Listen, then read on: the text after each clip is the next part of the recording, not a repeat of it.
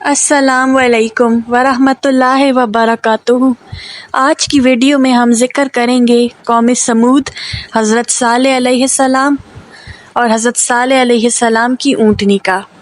تو چلیے حضرت صالح علیہ السلام کا واقعہ شروع کرتے ہیں۔ حضرت صالح علیہ السلام ایک نبی کا نام ہے جن کا قرآن مجید اور بائبل کے عہد نامے قدیم میں ذکر آیا ہے۔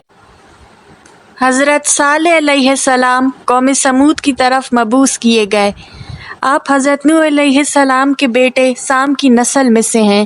آپ کا سلسلہ نسب کچھ یوں ہے: صالح بن عبیر بن سیاف بن ماشے بن عبید بن حاضر بن سمود بن ارم بن سام بن نوح۔ اس سے یہ معلوم پڑتا ہے کہ آپ نوح علیہ السلام کی نسل سے ہیں۔ آج سے کم 4000 سال پہلے حجاز مقدس اور تبوک کے درمیان ہجر نامی جگہ میں ایک قوم سمود آباد تھی۔ یہ جگہ آج کل مدائن صالح کے نام سے مشہور ہے۔ یہ ایک پہاڑی علاقہ ہے۔ اس قوم نے بہت ترقی کی۔ ان کی ترقی کی وجہ یہ تھی کہ یہ لوگ پہاڑوں میں گھر بنا کر رہتے تھے، جس کی وجہ سے دشمن کبھی ان سے جیت نہ پاتے۔ قرآن پاک میں حضرت صالح علیہ السلام کا ذکر 9 مرتبہ آیا ہے، جن میں سے 3 مرتبہ سورہ اعراف کی آیات میں، 4 مرتبہ سورہ ہود کی آیات میں، 1 مرتبہ سورہ شعراء میں اور 1 مرتبہ سورہ نمل میں۔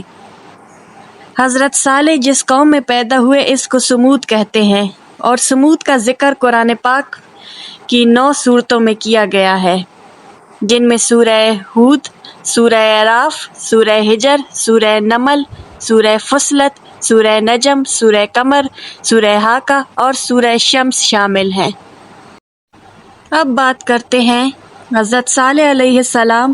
اور قوم سمود کے نسب نامے کے متعلق۔ علماء انساب قوم سمود کے پیغمبر حضرت صالح علیہ السلام کے نسب نامے میں مختلف نظر آتے ہیں۔ مشہور حافظ حدیث امام بغوی رحمۃ اللہ علیہ نے آپ کا نسب اس طرح بیان کیا ہے: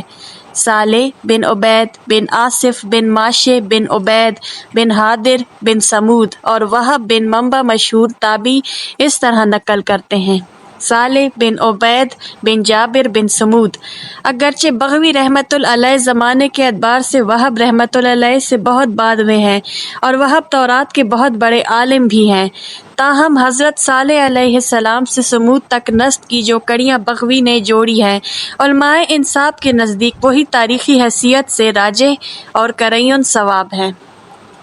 اس نسب نامے سے یہ بھی واضح ہو جاتا ہے کہ اس قوم کو، جس کے ایک فرد حضرت صالح علیہ السلام بھی ہیں، سمود اس لیے کہا جاتا ہے کہ ان کے نسب نامے کا جد اعلیٰ سمود ہے، اور اسی کی جانب یہ قبیلہ یا قوم منسوب ہے۔ سمود سے حضرت نوح علیہ السلام تک بھی 2 قول ہیں: اول سمود بن عامر بن ارم بن سام بن نوح علیہ السلام، اور دوسرا سمود بن عاد بن اوس بن ارم بن نوح علیہ السلام۔ سید محمود الالوسی رحمۃ اللہ علیہ صاحب تفسیر روح المعانی میں فرماتے ہیں کہ امام سلبی رحمۃ اللہ علیہ دوسرے قول کو راجح اور صحیح سمجھتے ہیں۔ بہرحال ان دونوں روایتوں سے یہ با اتفاق ثابت ہوتا ہے کہ قوم سمود بھی سامی اقوام ہی کی ایک شاخ ہے، اور غالباً بلکہ یقیناً یہی وہ افراد قوم ہے جو عاد اولیٰ کی ہلاکت کے وقت ہود علیہ السلام کے ساتھ بچ گئے تھے، اور یہی نسل عاد ثانیہ کہلائی، اور بلا شبہ یہ قوم بھی عرب بائدہ یا ہلاک شدہ عربی نسل میں سے ہے۔ اس کے علاوہ کچھ محققین کی یہ رائے ہے کہ یہ عاد کا بقیہ ہے، اور یہی صحیح اور راجح قول ہے، اور اہل حضرموت کا یہ دعویٰ کہ سمود کی آبادی اور محلات عاد کی صناعی کا نتیجہ ہیں، اس قول کا مخالف نہیں ہے کہ سمود فن تعمیر میں ید طولیٰ رکھتے تھے، اور یہ عمارات ان کی اپنی تعمیر ہے، اس لیے کہ عاد اولیٰ اور عاد ثانیہ بہرحال عاد ہیں۔ حضرت صالح علیہ السلام کا اپنی قوم سے یہ خطاب بھی اس کا موید ہے: اور تم اس وقت کو یاد کرو کہ تم کو خدا نے عاد کے بعد ان کا قائم مقام بنایا، اور تم کو زمین پر جگہ دی کہ تم اس کی سطح اور نرم حصوں پر محلات بناتے ہو، اور تم کو زمین پر جگہ دی کہ تم اس کی سطح اور نرم حصوں پر محلات بناتے ہو، اور سنگ تراشی کر کے پہاڑوں میں مکان تراشتے ہو۔ رہا سمود کے زمانے کا مسئلہ، سو اس کے متعلق کوئی فیصلہ کن منضبط وقت نہیں بتایا جا سکتا، اس لیے تاریخ اس بارے میں غیر مطمئن ہے۔ البتہ یہ یقینی طور پر کہا جا سکتا ہے کہ ان کا زمانہ قوم عاد کے بعد کا ہے۔ اب بات کر لیتے ہیں قوم سمود کے مذہب کی۔ اہل سمود اپنے بت پرست پیشواؤں کی طرح بت پرست تھے۔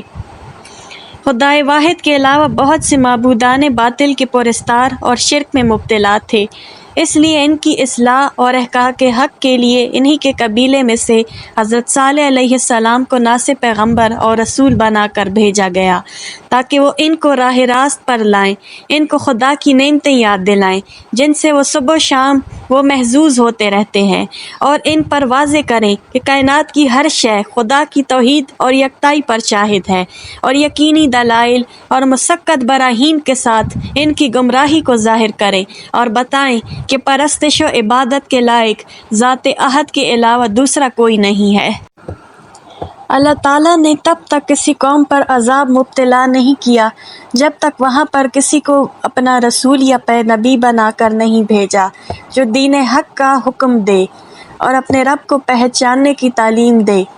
لیکن جب اس قوم نے اپنی روش پر قائم رہنا جاری رکھا اور دین حق کی دعوت کو ٹھکرایا، تب اللہ پاک نے اپنا قہر اور عذاب نازل کیا۔ قرآن پاک میں ارشاد ہے، اور تیرا رب بستیوں کو اس وقت تک ہلاک کرنے والا نہیں جب تک نہ بھیج دے ان کے صدر مقام میں اپنا رسول جو پڑھ کر سنائے ان کو ہماری آیات، اور ہم اس وقت تک بستیوں کو ہلاک نہیں کرتے جب تک ان کے بسنے والے خود ہی ظلم پر نہ اتر آئیں۔ اللہ پاک نبیوں کو معجزے بھی عطا کرتا ہے، لیکن معجزہ وہ حقیقت ہے جس کو آپ کے سامنے اس طرح بیان کیا گیا ہے کہ معجزہ نبی کا اپنا فعل نہیں ہوتا بلکہ وہ براہ راست خدا کا فعل ہوتا ہے جو نبی کے ہاتھوں سے اس کی تائید میں کیا جاتا ہے، جیسا کہ قرآن پاک میں ارشاد ہے، اور کسی رسول کی طاقت میں نہیں کہ وہ کوئی نشانی لا سکے خدا کی اجازت کے بغیر، بس جب خدا کا حکم آ پہنچتا ہے تو حق کے ساتھ فیصلہ کر دیا جاتا ہے، اور اس موقع پر جھٹلانے والے خسارے میں پڑ جاتے ہیں۔ جس کا دل حق کی طرف راغب ہو جائے وہ ایمان لے آتا ہے، اور جس کے دل میں باطل غالب ہو وہ طاقت ایمان سے اور ایمان کی روشنی سے محروم رہتا ہے، جیسا کہ قرآن پاک میں ارشاد ہے، اور وہ اللہ کی سخت قسمیں کھاتے ہیں کہ اگر ان کے پاس کوئی نشانی آ جائے تو اس پر ضرور ایمان لے آئیں گے۔ آپ کہہ دیجئے کہ نشانیاں تو اللہ ہی کے قبضے میں ہیں، اور اے مسلمانوں تم کو خبر نہیں کہ ان کے پاس اگر یہ نشانیاں بھی آ جائیں تو یہ ایمان لانے والے نہیں ہیں۔